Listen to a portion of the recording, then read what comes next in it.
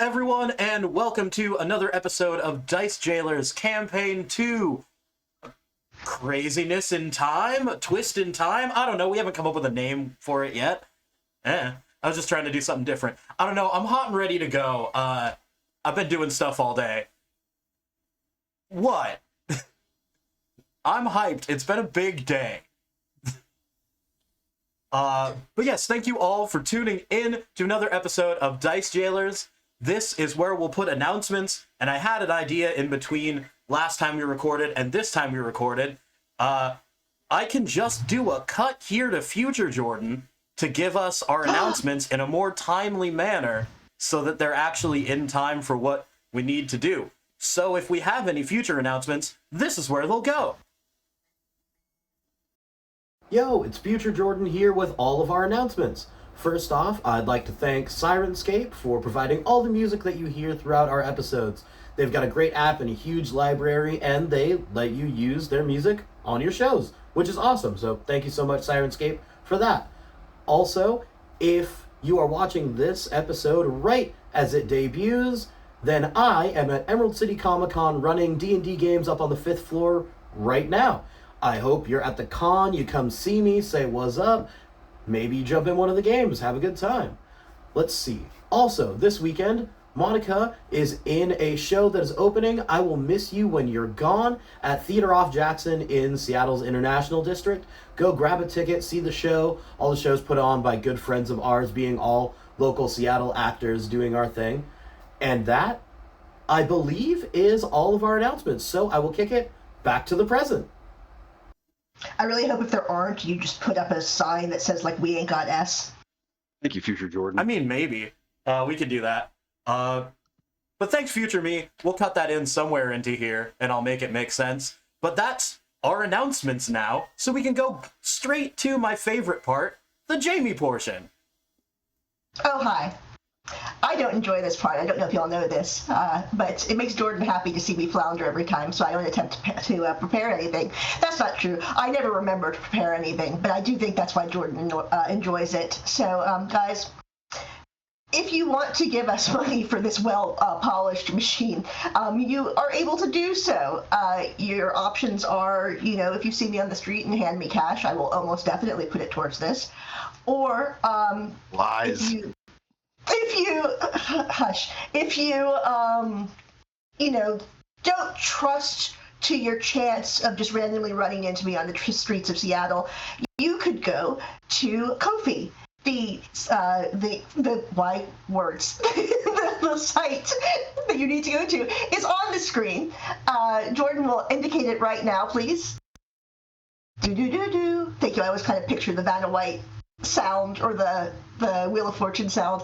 That is where you would go. You would give money to help us run things, have better production values, have character art, have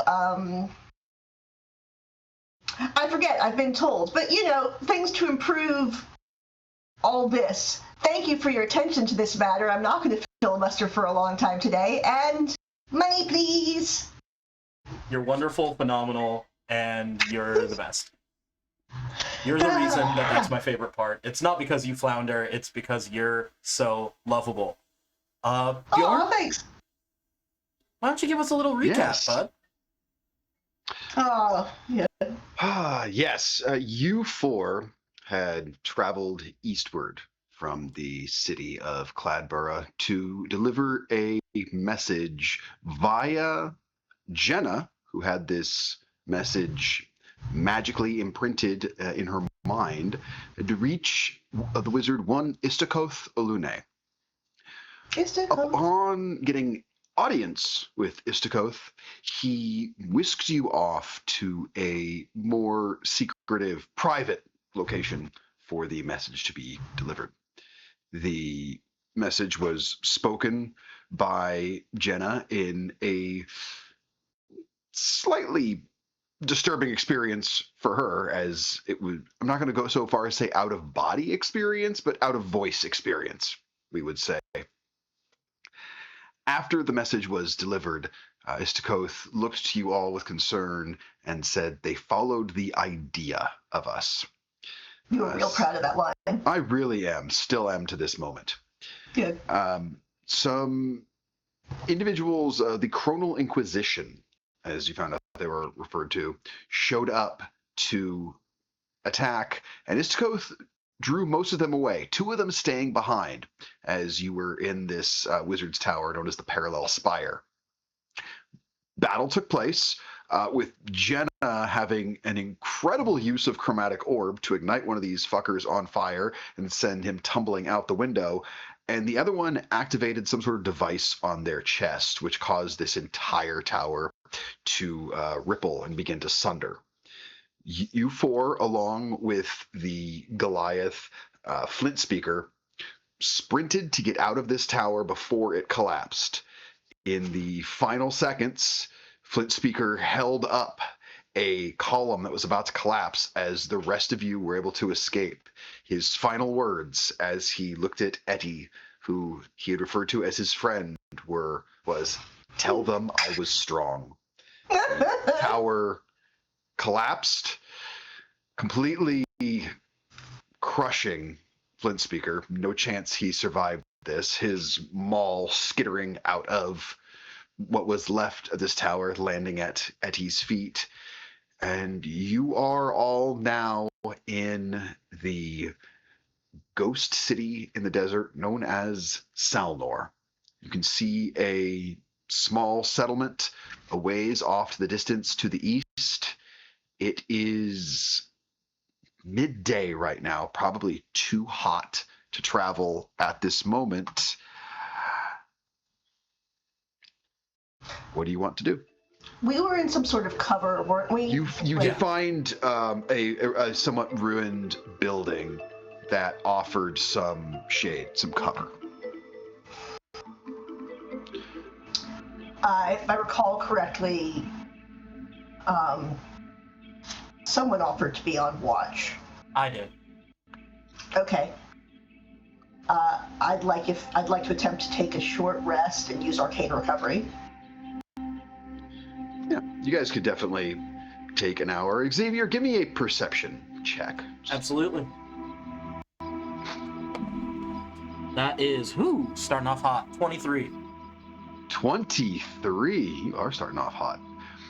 So, looking about, you can, in most directions, you see almost nothing but stillness across the sands.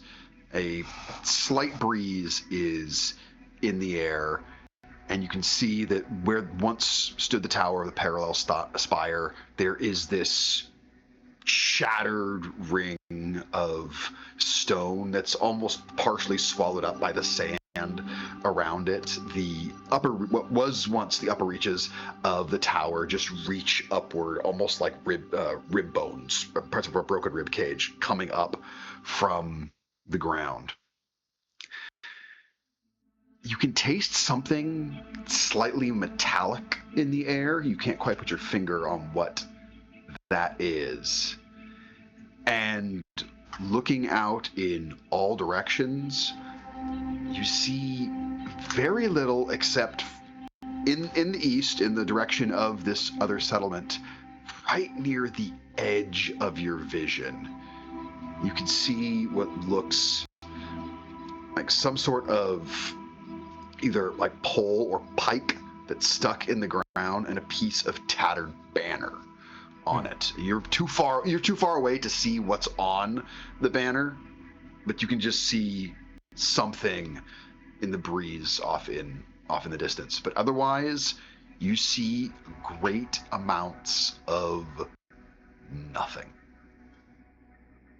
Nothing means there's no one in it chasing us, so I'll take that. I will, after I've been taking a good look, I'll take a second away from watching at the entrance and walk over to Varsha. So, most of my traveling around has been forest and through different cities and such. You've been through the desert before, yeah? Yes. What's the likelihood we can actually make it to that settlement?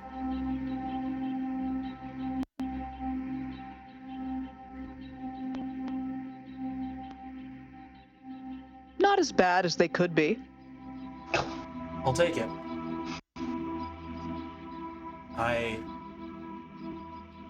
Gonna have to lean on you a lot for this.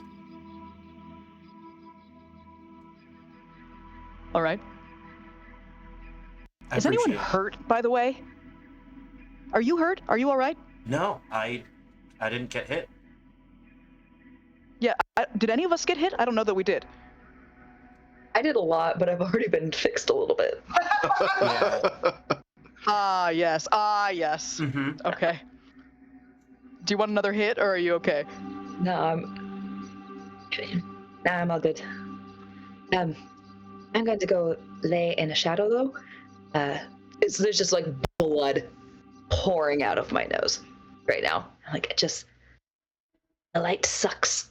And Etty's gonna kind of drag this mall with her and just go, like, try to get her head under control.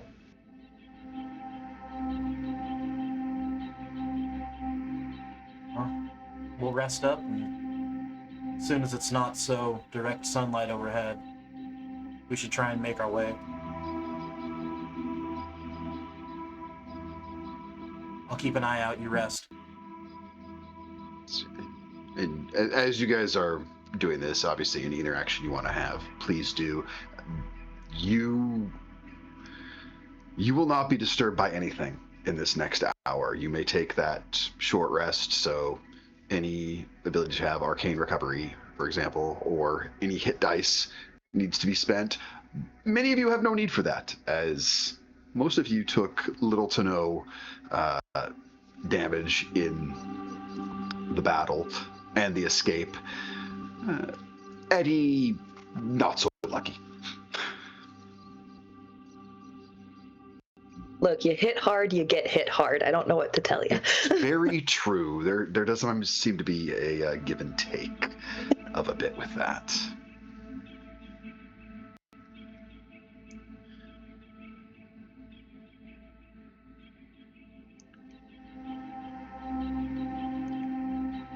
As you are all taking this rest, as sort of this hour is coming to a close, each of you feel something. Not quite simultaneously, but very in quick succession, almost like a ripple. You can feel beneath your feet a slight shifting of the sand. It doesn't feel like it's collapsing. It doesn't feel like it's so much.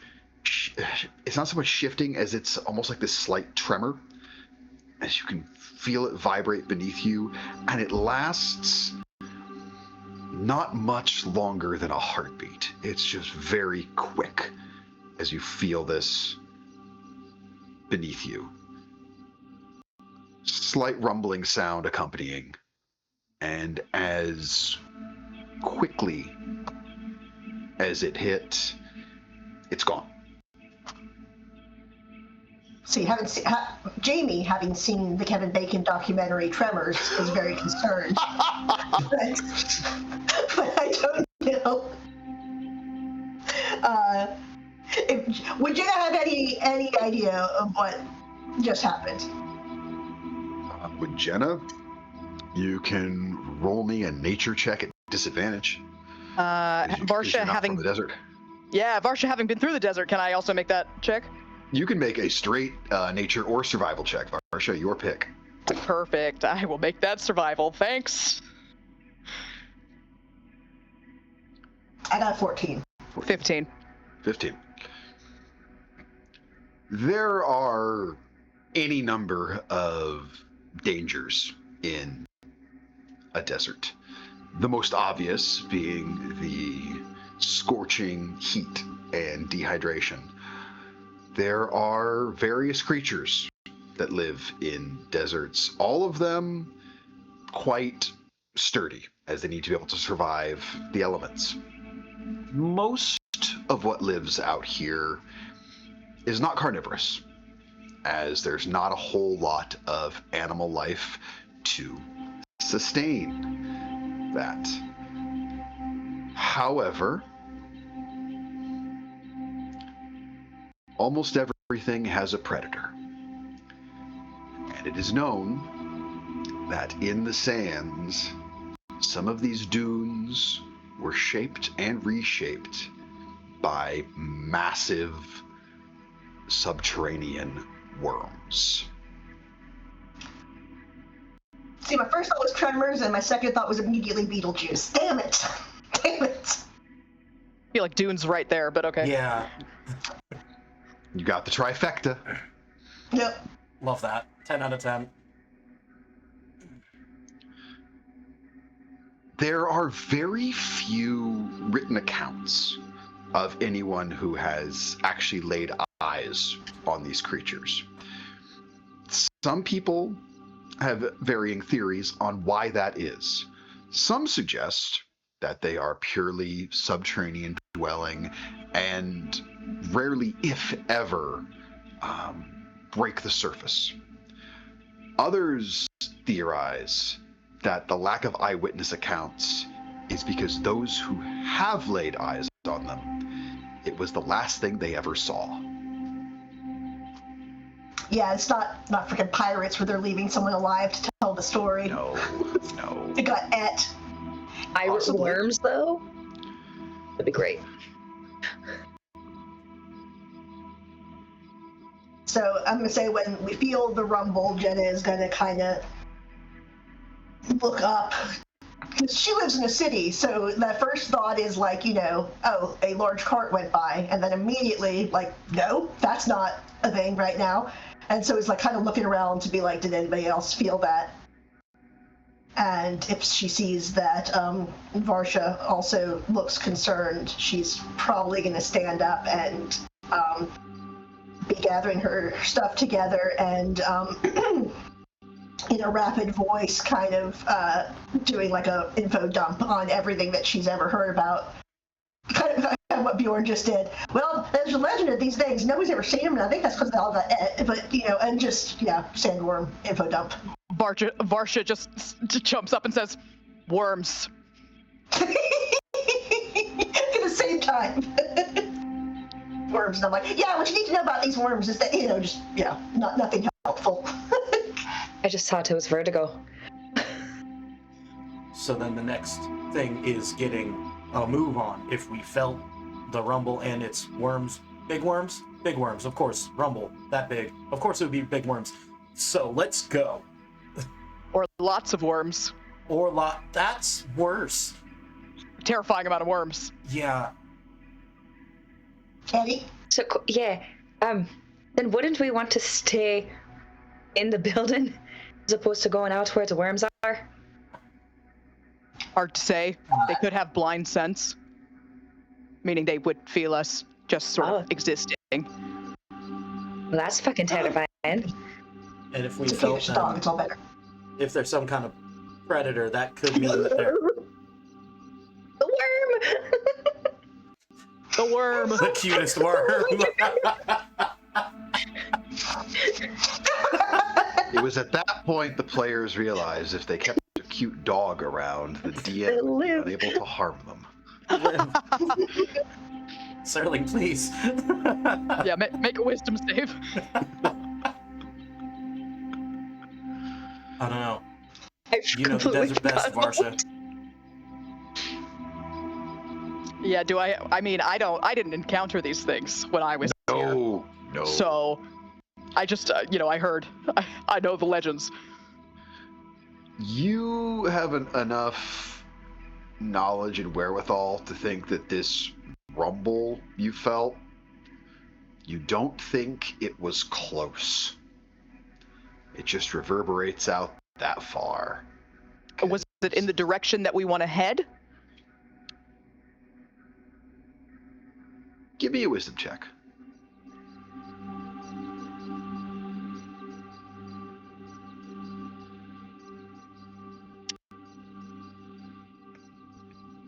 I love that face. This tells me this is I would say going to his be Don't make face is that not face. great. 8.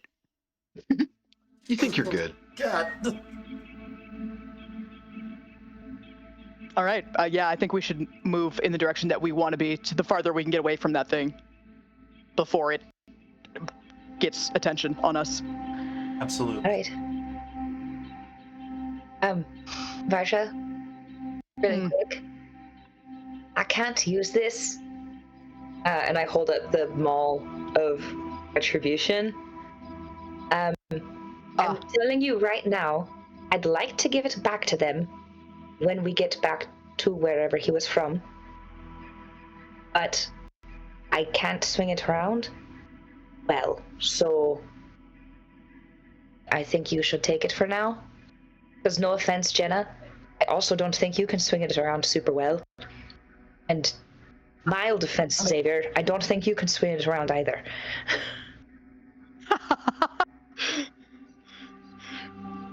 Varsha's just taken it already.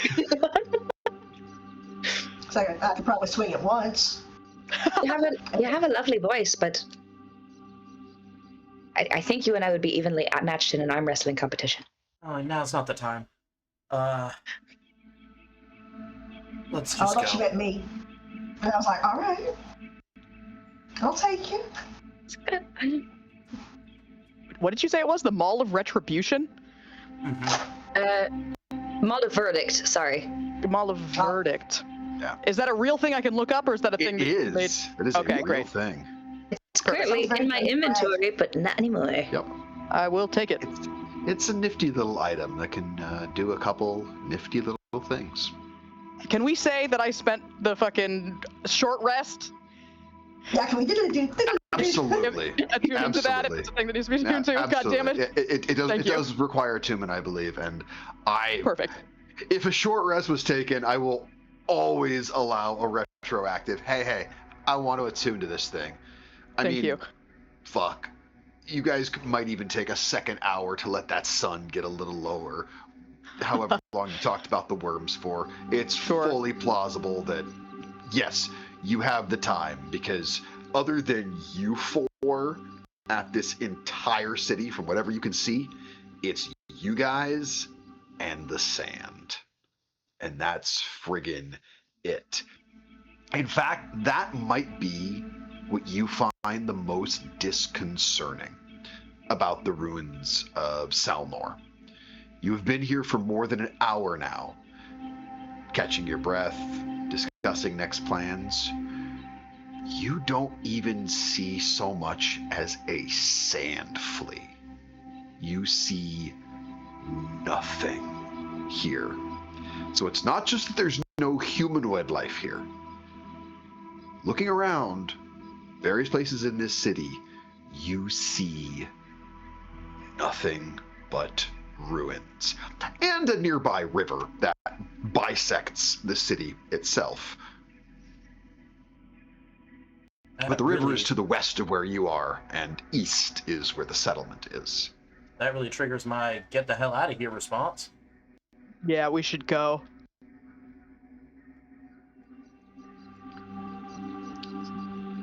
So, what time would you said we got there at midday? Ish, yeah. Which for Xavier's sake means like noon. For Xavier's sake, as we learned, it could mean anything. He's not a fan of the term midday because it's overly ambiguous. It's not. It's noon. It is when the sun is midway through the sky. People don't always mean it like that. But that's what it means. What do you think? I'm on Xavier's side here, actually. Yeah. Well, what do you Just think because- midnight means? Midnight? Right before you go to sleep? See, people use words to mean completely different things regardless of their actual meaning. And it is. Well, you would say the middle of the night normally, because midnight is 12 p.m. No, a.m. 12 a.m. I would say that we want to wait until after 3 or 4 to move out before this, so the sun is a little bit lower, so it's less punishing. Mm-hmm. So 3 middays. No, I don't. I'm not engaging with this. Well, there go the Constitution saving throws I wanted you guys to make. Great. Because on Varsha's advice, letting the sun We all listen to Mama. down, I've been here, baby. Which is wise, because while Monica is not overly familiar with me as a DM, they do know enough about me that I love to give people levels of exhaustion. Mm-hmm. Few things make me happier.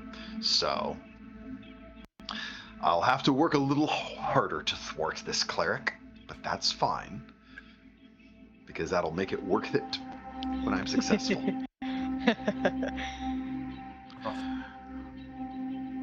All that said, the sun itself, you are glad you spend the time to let it get a little lower on the horizon, because it is heavy, searing, and almost oppressive in the heat that it brings down over the Jailkati Dunes, which is also known as the Desert of Prayers. And as you begin your trek off to the east, who is leading the way? Me, I think. Mm-hmm. Fair. Varsha. Go ahead and your choice, survival or perception check for I'm leading this travel. proficient in both. Can I give Varsha the help action? You absolutely may.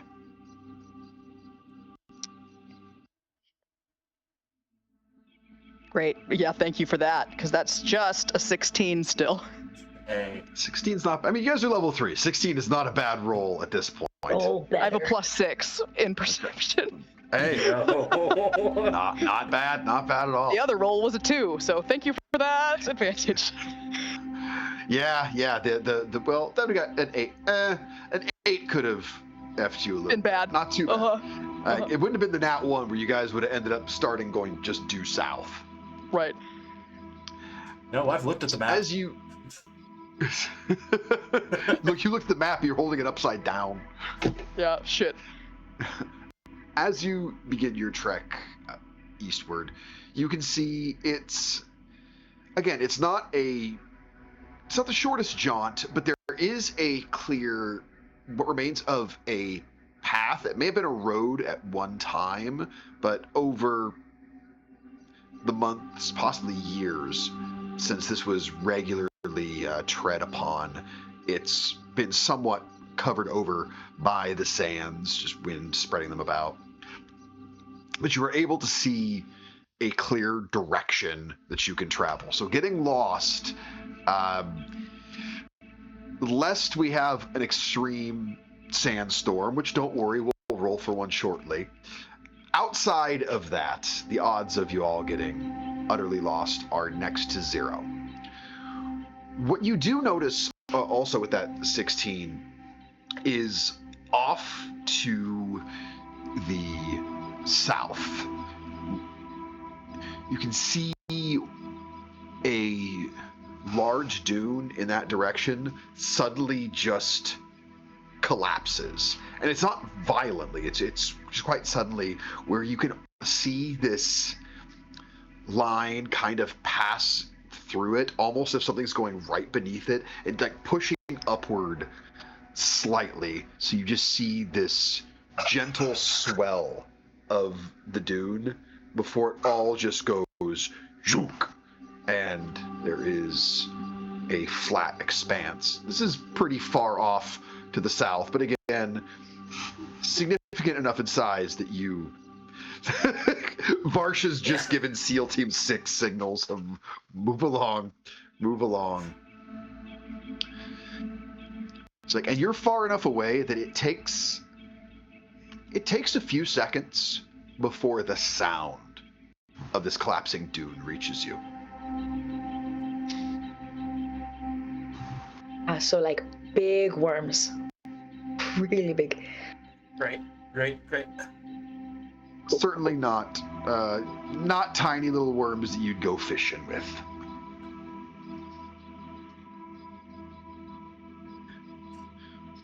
If you're going fishing for like a Tarrasque.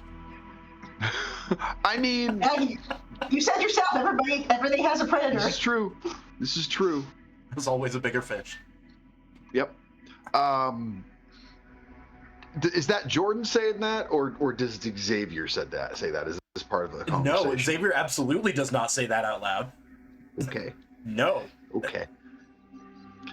Then Xavier I won't will say jinx the us thought when we're in a city.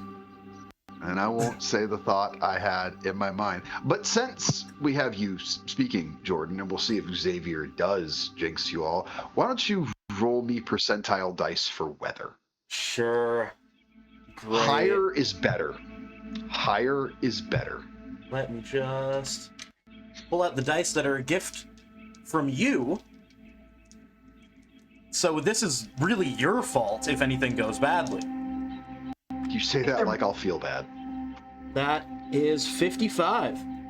55. Lovely. So there's a bit of a breeze. It's not enough to be like, oh, this cools me off, it's refreshing, but it's certainly not annoying. Like, you're not getting this searing heat along with the air. It's not kicking up additional sand into your faces. Those of you with longer hair, if you hit the angle just right, you might be able to get something a little dramatic for a few seconds. Oh, I along do. with it. Every time. Oh, Same. which is important sometimes. I don't know if it's quite enough to annoy Varsha with this level of dipshittery that they are performing, but it's also not enough. Like, I'm in front. I don't and even notice. that's probably for the best. Yeah, whereas my hair is pulled back, and so all this is doing is making all the wispies come out and hit me in the face, and my hair is getting increasingly disheveled. As you continue along this path, and it begins to go over a small rise, you reach the apex of it, and as it starts to dip downward, you can see this small, like almost complete ring of stones, a small gap at one end, not quite forming a letter C, but close to. Looks like it may have been some sort of fire pit. You can see a few discarded items here, broken like mess pans. There's like a couple boots left behind that are very like worn away. But you also see, and this is similar to what you saw off in the distance, Xavier, it looks like the remains of a spear stuck in the ground, and this one is a more complete banner. You weren't able to see it where you previously were in the city just because of this dip down in the elevation. And on this banner, you can see it has what looks sort of like a sunburst at the center of it, but each of the rays that come off of it, they're not straight lines. Each one curves almost into the shape of like a lion's claw, just coming off in this circular way around this sunburst on this banner. And anybody who is proficient or half proficient in history can roll with disadvantage. Okay. Why is everything disadvantage? Because this is someone or something you would not know much about. Girl, what the hell is half proficient? A bard. Bards have it. I see. Yeah. What the Jack fuck? of all trades. I wouldn't know. I don't play bards. Fuck off. Oh, I'm sorry, you have no music in your soul.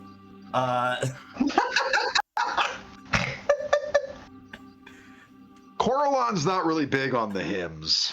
No. It's also an 18. An 18? Yeah.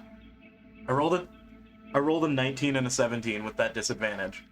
Did anybody else get a 15 or higher? Xavier, and Xavier alone.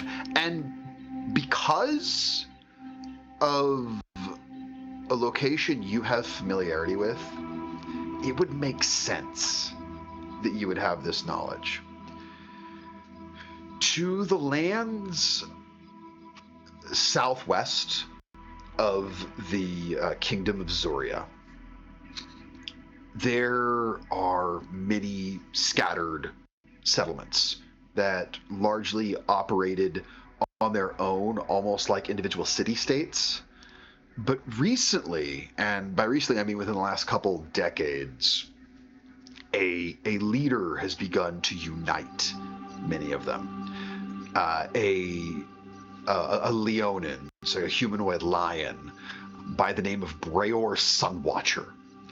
And you, through your travels and through various folks that you would have met, you would know this is his banner. And this collective of smaller individuals that he's brought together under one rule, they have dubbed themselves the Unbroken Nation.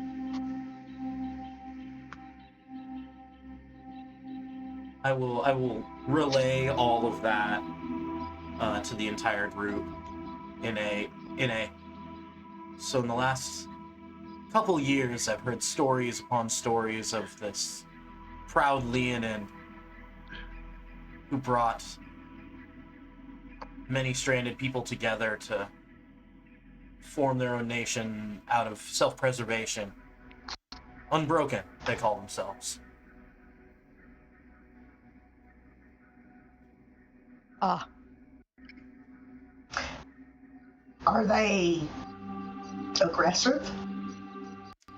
Depends on who you are. If you mind your business. As you're asked that, Xavier, with that 18, that being that much above the 15, you would know one additional piece, and that would be that the Alluvial Dynasty has recently had very tense and aggressive interactions with the Unbroken Nation. To the it would be to the northwest of where you are now. There is some swampland, and there are the ruins of a castle that was once part of the Alluvial Dynasty. I say was once part, as this castle became largely overrun with undead, and the citizens there and all military pulled back beyond the river that was sort of a natural border to this swamp, and they abandoned it. And very, very recently, and by very recently I mean within the past year, the Unbroken Nation had moved into that area, cleared out this entire castle, which was also a massive city unto itself, and has claimed it as part of their territory. And there is now mounting tension between the Unbroken Nation and the Alluvial Dynasty over who has rightful claim to these lands. The Dynasty basically saying, thank you for clearing this out, we'd like it back. And the nation basically saying, finders keepers. The nation invoking squatters' rights? Kind of, yeah. They went, hey, you clearly didn't want it anymore, so we cleared it out and we're rebuilding. Can you say the name of the leader, the Leonin? Yes, Breor, B-R-E-O-R, Sunwatcher. Thank you. Sovereign Breor Sunwatcher, if you want his full title.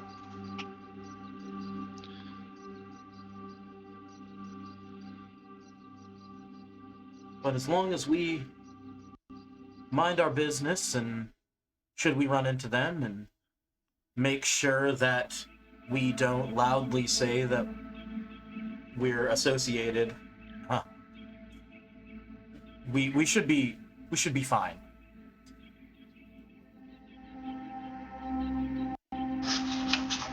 Right.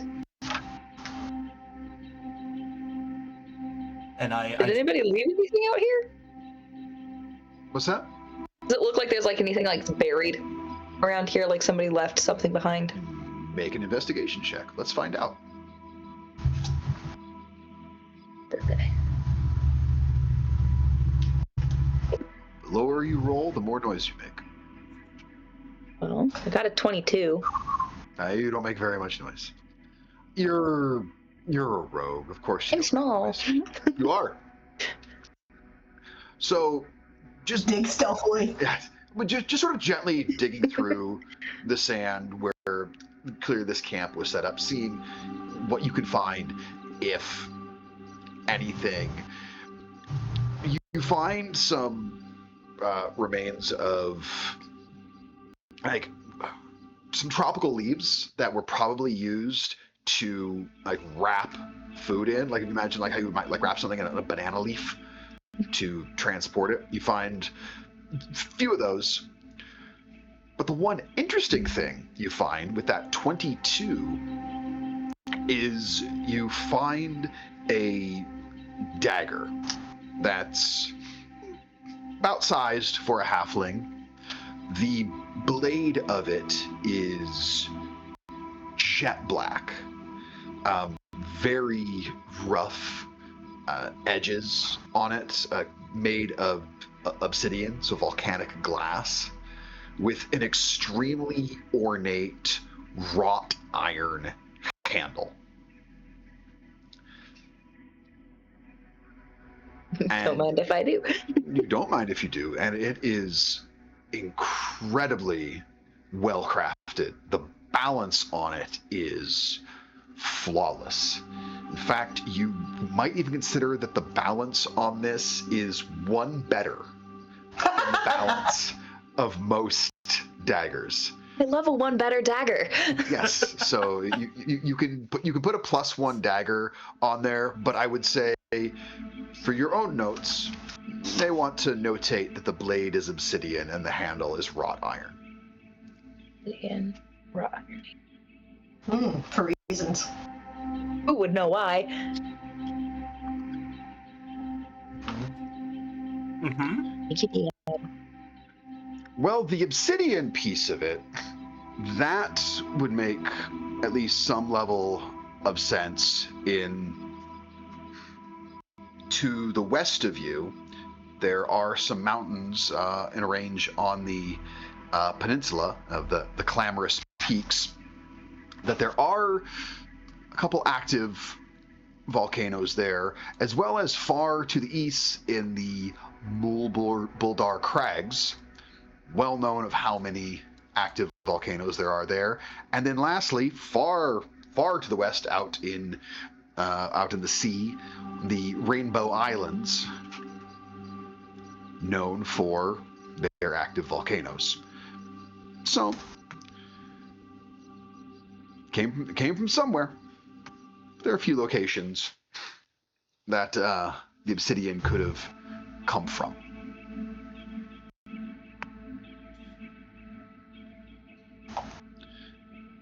Your fun geography lesson for today.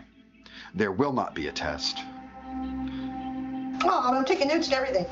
Okay, fine. Jenah will get a pop quiz later. Yes. Don't want to disappoint the nerd. Was Jenah the student who reminded the instructor that, hey, you forgot to give us that test? Oh, no. Or you no. forgot to give us homework? No. Okay. That's good. No, she has more self-preservation than that. I just had to check.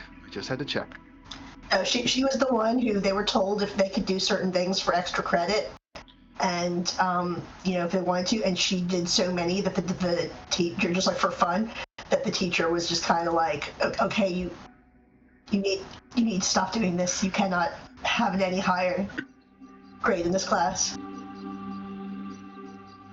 Checks out. May or may not be based on a true story.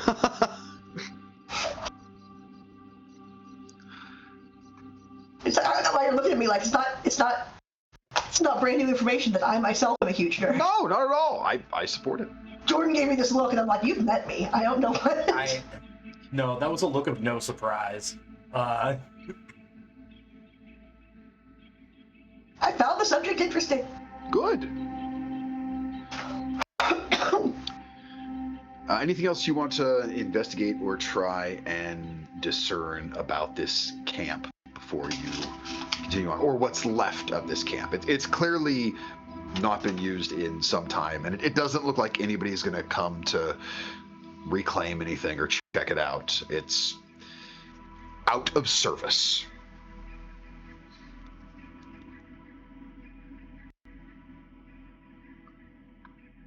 Why did they camp here? Yeah. Like, what was advantageous about this spot? Give me either perception or survival on that, Varsha, as you're looking about. There we go, finally. 23. 23. So with that, you first look back at the ghost city of Salmore that you have traveled from, and to no surprise, you're mostly greeted by looking at the dune that you had come down to get to this camp. So obviously, that view wasn't of interest, because even as you crested over the dune and you're looking back, it wasn't anything particularly special about that. But as you start looking around further to the east from this camp, you notice that you're able to see sort of the main entry to this town that you're headed towards. And it looks like that whatever the purpose of this was likely to gain some sort of reconnaissance or just information gathering about this location. Because there's nothing advantageous from any sort of military or violent standpoint, but to be able to observe without being seen, this would be a very good spot to be set up. Okay. And then I would also say with that, you said 23? Mm-hmm. Yeah, I will say with that, you're able to sort of figure out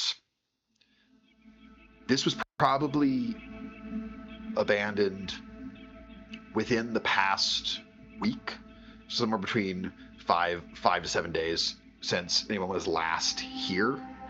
Okay. And you're able to just faintly see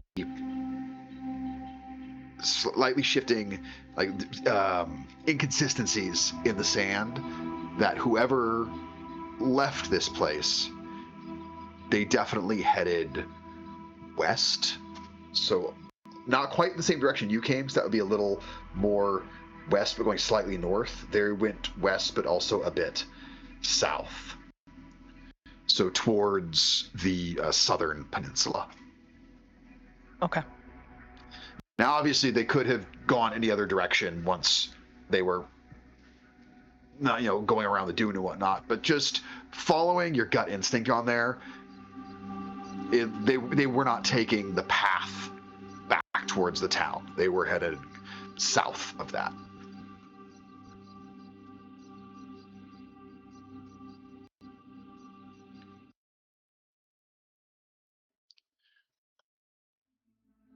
I suppose we head onward, yeah? Yeah.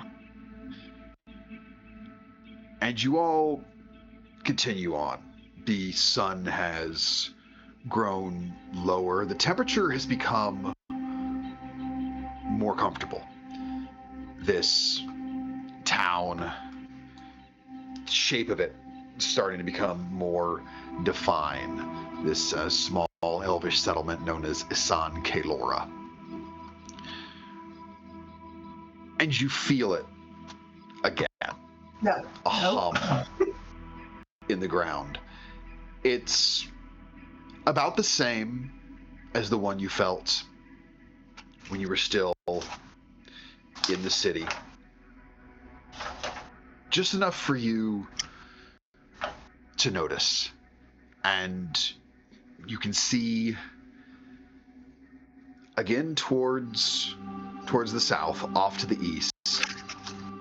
You watch this long, elegant curve just cut through the sand, too far away to really get a good sense of size on it, but you watch as it takes a very gentle curve, and this at a certain point juts off sharply in one direction, and you can just watch as it descends, and you see just the sand is calm.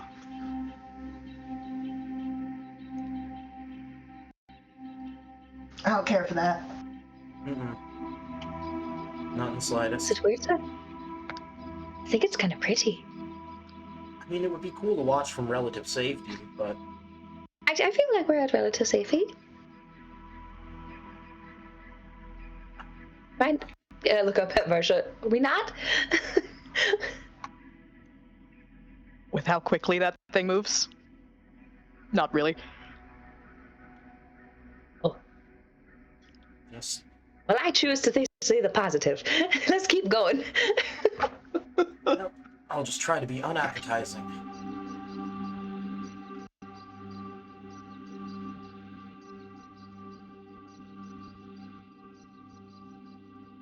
Oh, I was just letting that hang there to see if anybody had retorts for that. I unmuted and then remuted.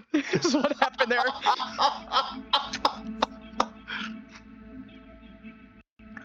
There. That was a moment. I admire the restraint on that. I admire the restraint because. Yeah, I assumed Monica had it, so I just let it go. Sometimes you just have to let them go for the sake of anticipation for the next one.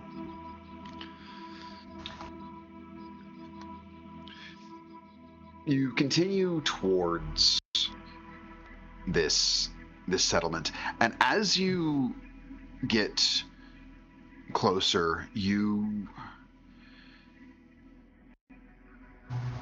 hear the settlement before you see individuals milling about. And by hear it, I mean you can hear various songs being sung. You can hear prayers being chanted. Do any of you? What languages do you all speak?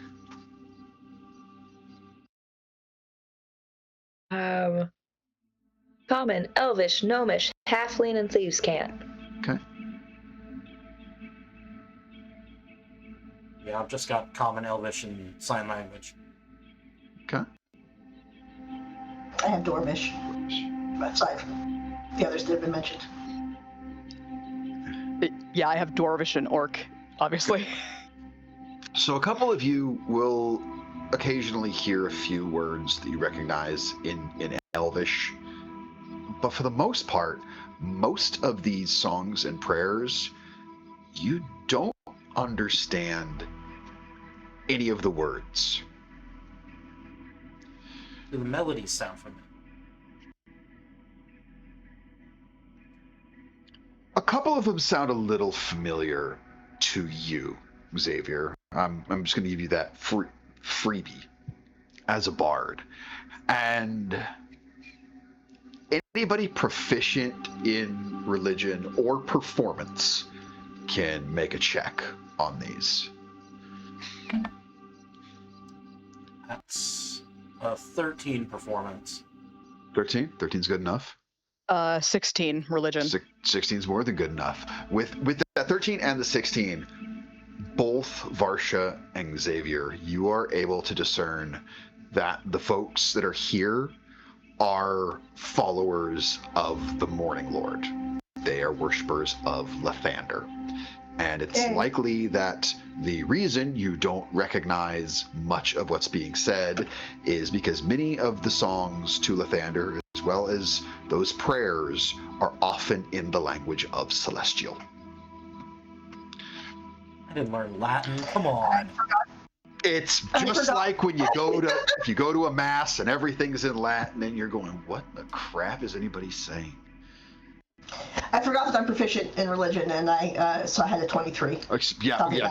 Oh, you absolutely know. You're like, oh yeah, Lathander people, got it. I will say with that 23, you would then know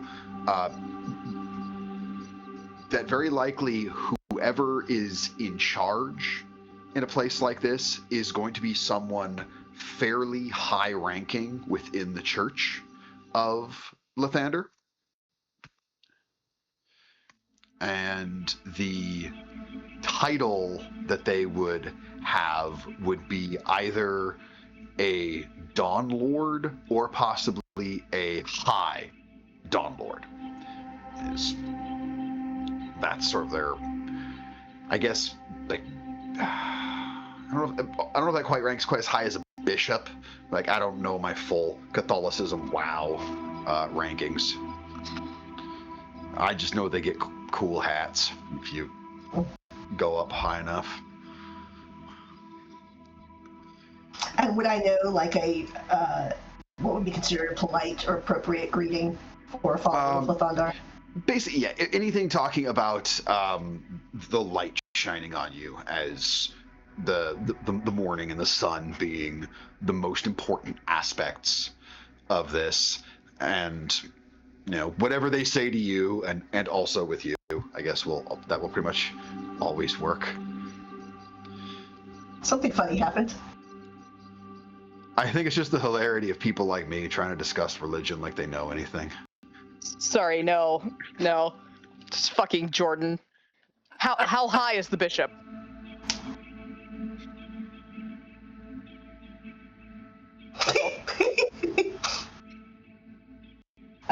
Dawn Lord, is that what you said? Yeah, High Dawn Lord. Okay. Damn it. I mean, in the middle of the desert, looking a toad or something. Yeah, right. Look, I was going to keep that joke for just us, but you've made it be here. So Xavier just says that. You think that's where all the animals went? They rounded them up so they could get high off them? I don't follow Lathandar. I don't know how they worship. I don't think that's right. Maybe this is a weird sect that comes out into the desert to lick toads and get high. I was just trying to bring some fun, whatever, and I start walking off in the direction that we're supposed to be going. And I was trying to yes and. Oh my. Say, Jenna, the other thing you would know about followers of Lathandar in terms of the way transgressions are punished is decisioning is swift and final, and most punishment is in the form of restitution, usually through having to help rebuild community or atone for what one's done. And in cases of extreme, like in the case of, say, murder, for example, the swift and final judgment is likely execution.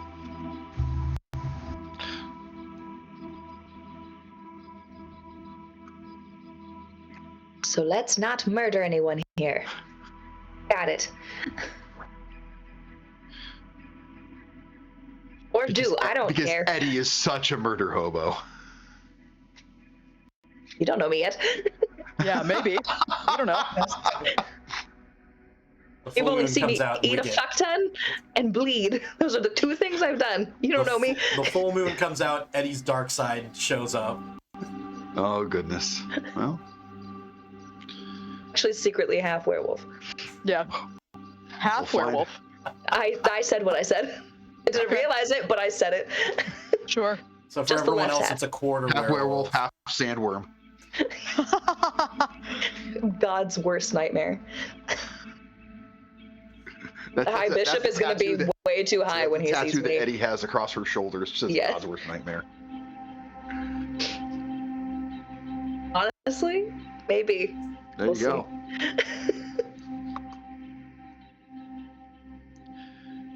Oh, I love it. I love it. I hope something along those lines ends up being very true.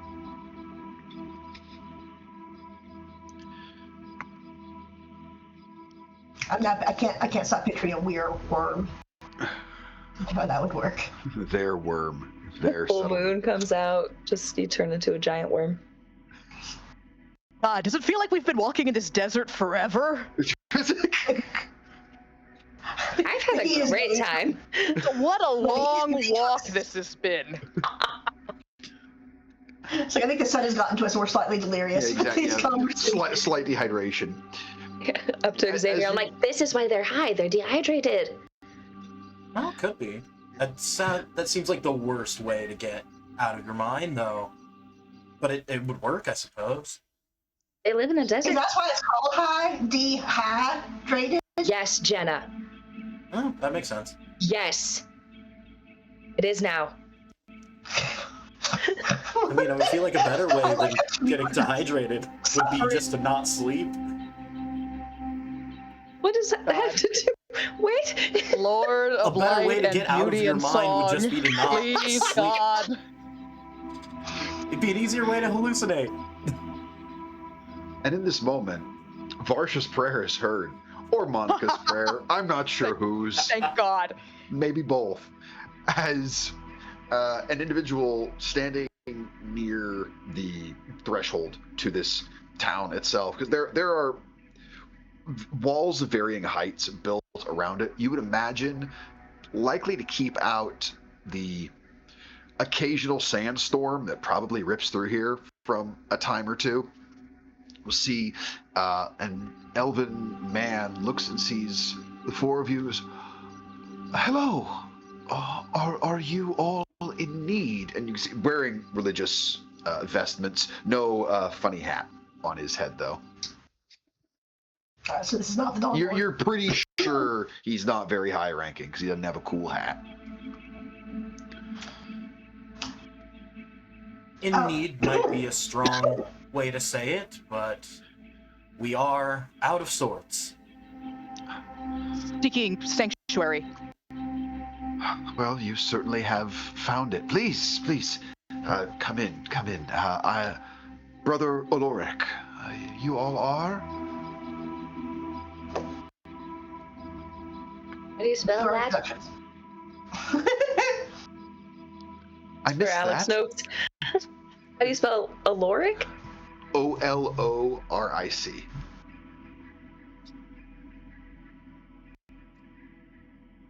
I'm Etty. It's nice to meet you. Etty, pleasure. May his light shine on you. And also with you. Thank you. I don't know if I did that right. It's in with you in spirit now for some reason. I don't know, they changed it. Oh. Why would they change it? I don't know. Brother Aloric? Yes. Pardon me. And you are? My name is Jenah, sir. Is there a Dawn Lord or a High Dawn Lord that is in charge here? Oh, and also may his light shine upon you. And also with you. You seek audience with High Dawn Lord Dreastonish? Oh, well, sir, rightfully I didn't know who was in charge here, but we find ourselves in this desert at a bit of an accident, and I thought your leader should be informed of what was happening nearby. Through an accident? Where are you from? Far. Goodness. I'm personally from the Kingdom of Zuria, and believe it or not, was there this morning. You're a Zurian. Wonderful to see allies. All who are lost in the desert are welcome here, but Zurian allies are welcome most of all. We know why you're here. Is he serious about that? About what? Like Yeah. our Zurian allies actually welcome here? Or was that a bad thing? You can roll. No, I'm going to. You can roll insight on I that would if you want. I would also like to. Yeah. That was- You want to, man. That was me in character doing the side eye of like, no. Yeah, that all of us were immediately like, Mm-hmm. Natural 20. natural 20. You and me, baby. You and Bitch! me. Yes! Double You and nat me. 20s? That is the second time that we have rolled the same number. Give I me got the 6. Madison password.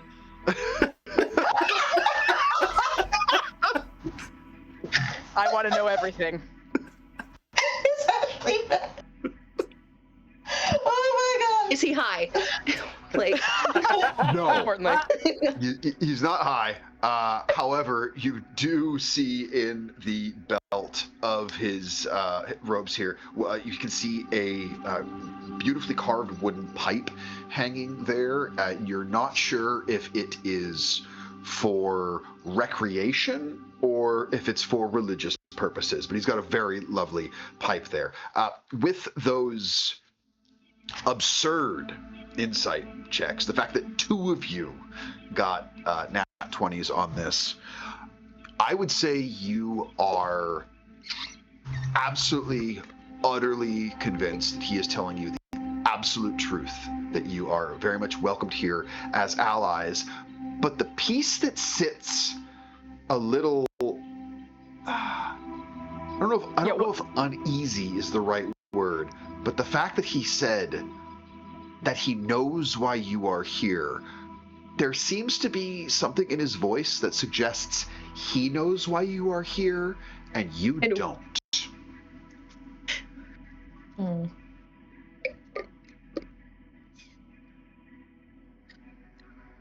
Okay. I will seek to get you an audience with the High Dawn Lord as soon as possible. He will wish to meet all of you. This is a glorious day. The sun will properly shine on Salnor once again, and you will be the ones that allow it to happen. Today is blessed. Oh, man. I'm sorry, this must be so confusing to all of you. You have no idea what I'm speaking of. It is not my position to share everything with you. Allow me to bring you to the Pilgrim's Respite so that you may rest, eat, hydrate, please. Then tomorrow morning, I will bring you to the Basilica Luminatus within the Radiant Sanctum, and the High Dawn Lord will explain everything to you. Great. All right. Thanks. Some of you look uneasy.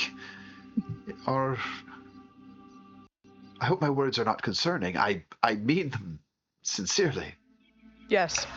Thank you very much for the kindness you're showing us now. I'm sorry, we just kept noticing this big Worm? thing. Yeah, so we're a little on edge. They are marvels of nature, are they not? That's what I said. Yes. They're certainly large. We have wards set up around the settlement that keeps them away. In the entire time that Isan Kaelora has stood, we have not yet seen one of the worms up close. Well, that makes me feel much better. Also, we've seemed to come to the conclusion, based on observations, that whatever's their primary food source primarily lives to the south of the settlements. We rarely see them northward, though it has happened a time or two. Do you know? Don't go south. Got it. Unless you're desperate to get to the coast, but there's nothing between here and there but unforgiving sand. No, sir, we're And the worms. very thankful And to be the here. worms. They're also there. And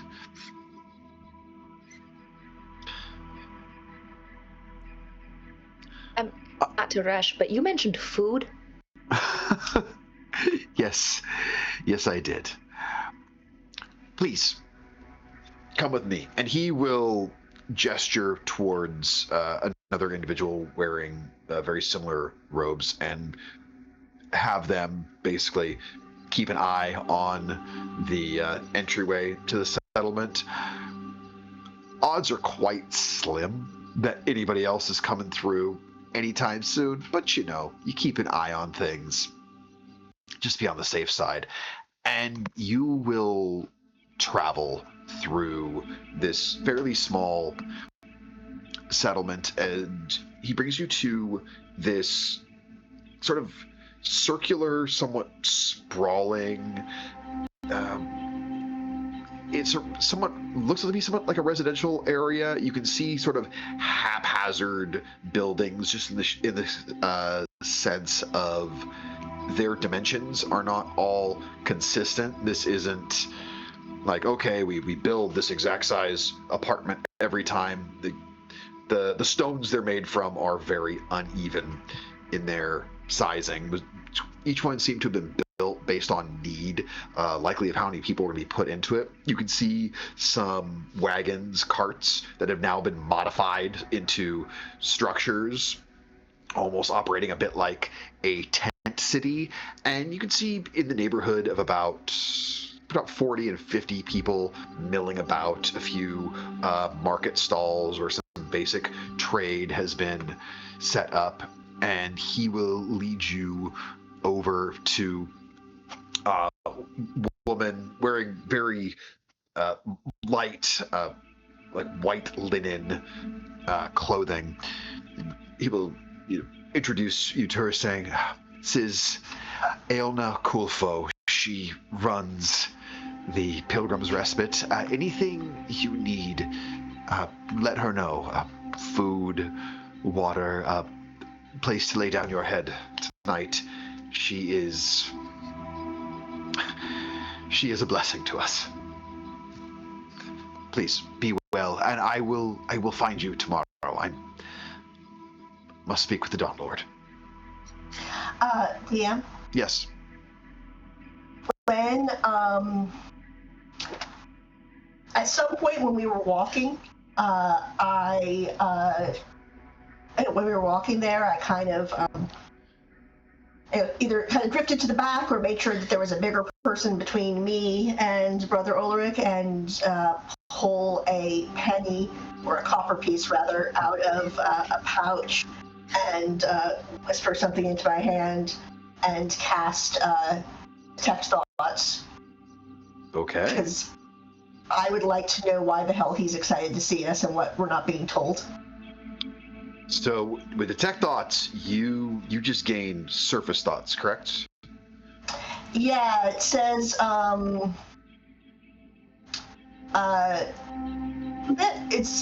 you sense the presence of thoughts. Well, hold on, sorry, I'm reading the. Of course. I'm reading the things because what the hell is sense thoughts? I don't need that. I need read thoughts. Okay. I learn what is most on the target's mind right now. Lovely. So, sir, yes, surface. So you drifting back and using this copper piece, letting your mind open up, focused directly on this individual who's, as you pointed out, quite excited. You are able to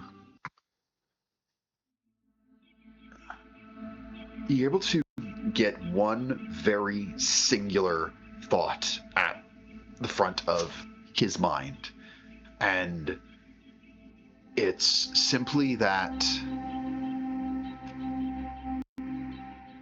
they can find the reliquary. We will be saved. He is very excited about this.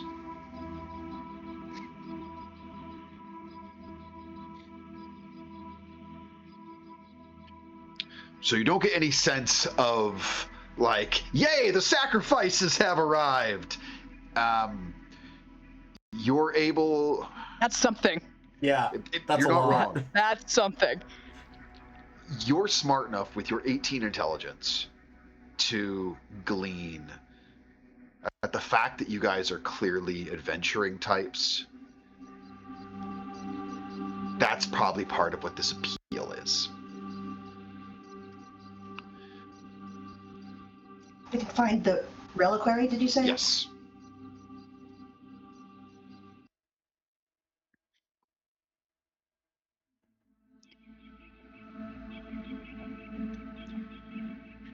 And as that thought is registered to Jenah, and as you are introduced to this elvish woman that runs the Pilgrim's Respite, we will put a button in things for now to find out soon what can be consumed here. Will it be better than fish gravy? Can't be worse. How much of it will Etty consume? What is this reliquary? And what is your purpose in all of it? We will find all that out very soon, and we will learn what chaos awaits.